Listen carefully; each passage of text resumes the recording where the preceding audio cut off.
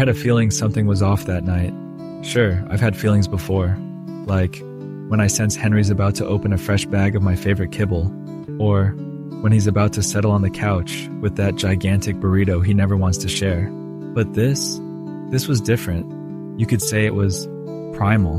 Henry was asleep on the couch, his socked feet dangling off the edge, and I was stretched out on the rug, lost in dreams of chasing pigeons and winning. But suddenly, my ears perked up. My bulldog intuition told me someone, somewhere, was up to no good. I gave Henry my best wake-up stare. Of course, he didn't notice. Humans are dense like that. I trotted over to Henry, nudging his leg with my nose, huffing and puffing to get his attention. He finally opened one eye, giving me a tired, slightly annoyed look. "Frank, buddy, it's 2 a.m. Go back to bed," he mumbled, half asleep. But this wasn't about me, no sir. There was something lurking out there in Brooklyn's murky shadows, and I wasn't about to let it go unnoticed.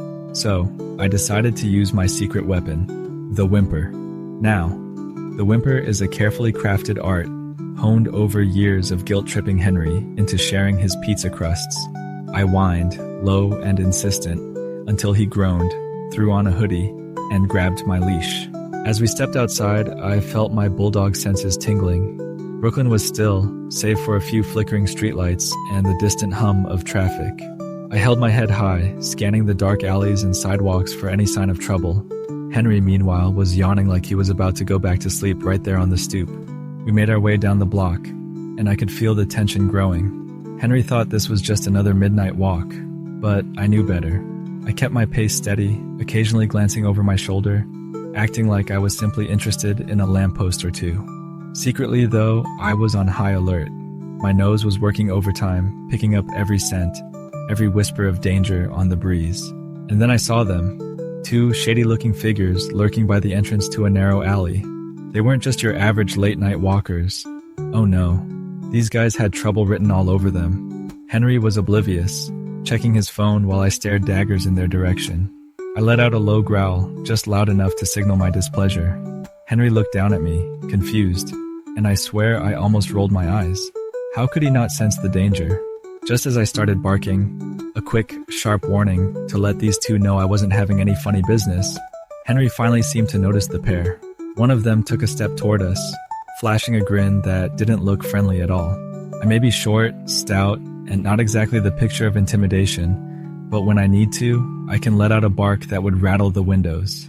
And that's exactly what I did. I let out a deep, resounding bark that echoed down the street, waking up every sleeping soul within earshot. Henry froze, looking at me like I'd lost my mind, but I kept barking. One of the guys sneered at us. "What's this little guy gonna do, huh?"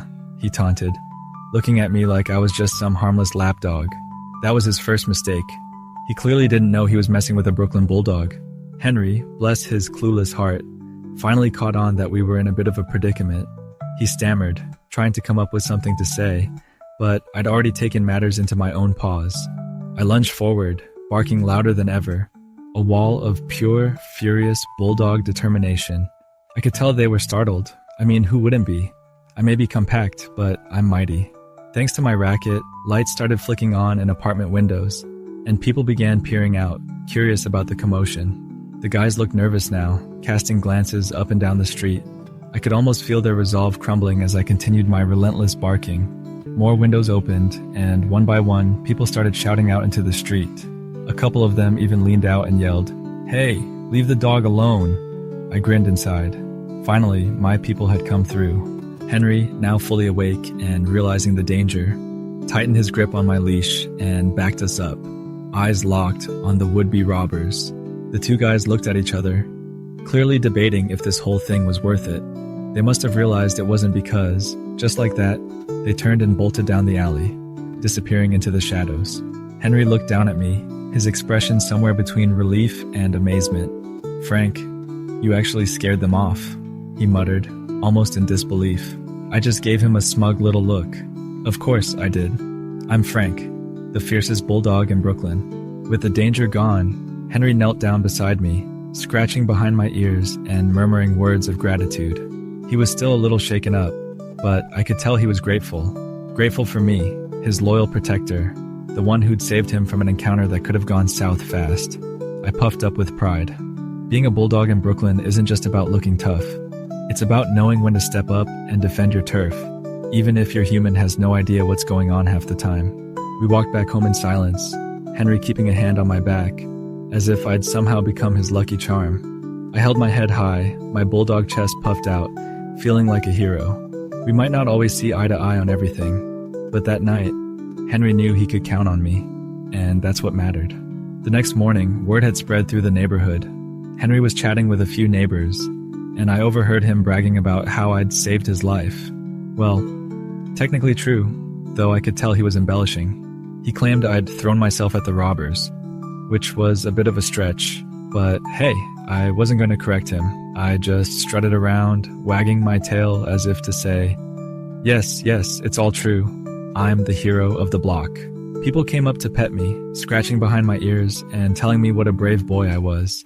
Even Henry bought me a new toy, a squeaky bone, of all things. Not exactly the reward I'd envisioned, but hey, I'll take what I can get. Life as a hero had its perks. That night, as I curled up on my favorite spot on the rug, I thought back on the whole ordeal. I realized something. Being a dog isn't always about chasing your tail or begging for scraps. Sometimes it's about being there for the people who need you most, even if they don't always realize it. Henry may not always understand me, and he might never learn to share his burritos, but he's my human, and I'll protect him no matter what. After all, what's a little late-night heroism between friends? In the days that followed, I noticed something peculiar. People seemed to look at me differently. It wasn't just the neighbors either. Even strangers on the street gave me that look, like they knew I was the fearless protector of Brooklyn, the Bulldog who'd taken on the city's nighttime menace and come out on top. I won't lie. It felt good. Real good. I held my head a little higher, walked with an extra bounce in my step. After all, a hero's gotta look the part, right? Henry even introduced me to a couple of his friends from work, which never usually happens. They looked at me, gave me a pat, and I could tell they were impressed. So this is Frank, the brave one, huh? One of them said. I just gave a low growl of acknowledgement, a way of saying, yes, you've heard correctly. Henry laughed, but I could tell he was proud. I was officially his loyal, crime-fighting sidekick, and I was loving every second of it. A few nights later, things were back to normal, or so I thought. Henry was getting ready for bed, and I was already sprawled out, half asleep, dreaming of tennis balls and bacon strips. But just as my eyelids were getting heavy, I caught a whiff of something strange outside the apartment door. My ears perked up, and I lifted my head, sniffing the air carefully. It was faint, but unmistakable, the scent of someone lurking just outside. I let out a low growl, my instincts kicking in. Was it those two guys from before, coming back for revenge? Or maybe just another random stranger, unaware they were treading on a Bulldog's territory? I didn't know, and frankly, I didn't care. Whoever it was, they were about to get a loud reminder that Frank, the defender of Brooklyn, didn't take nights off. I padded over to the door and let out a single, powerful bark. I heard a muffled gasp on the other side, followed by the sound of hurried footsteps retreating down the hall. I grinned to myself, pleased. Sometimes, it doesn't take a full confrontation, just a reminder of who's in charge around here. Henry came out of the bedroom, looking at me with a mix of exasperation and admiration. Another one, Frank? You're not letting anyone off easy these days, huh? I gave him a knowing look. He'd never understand the burden of constant vigilance, but that's what makes me who I am. As I drifted off to sleep that night, I felt a deep sense of satisfaction. I may not have been chasing the glory, but there was a part of me that took pride in knowing I'd protected my little corner of the city.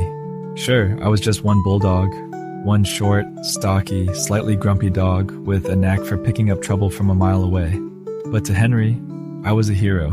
And to me, well, that was all that mattered. Life as Frank, the Bulldog of Brooklyn, wasn't easy. But as long as I had Henry by my side and my nose to the ground, I was ready for whatever the night would throw at us next.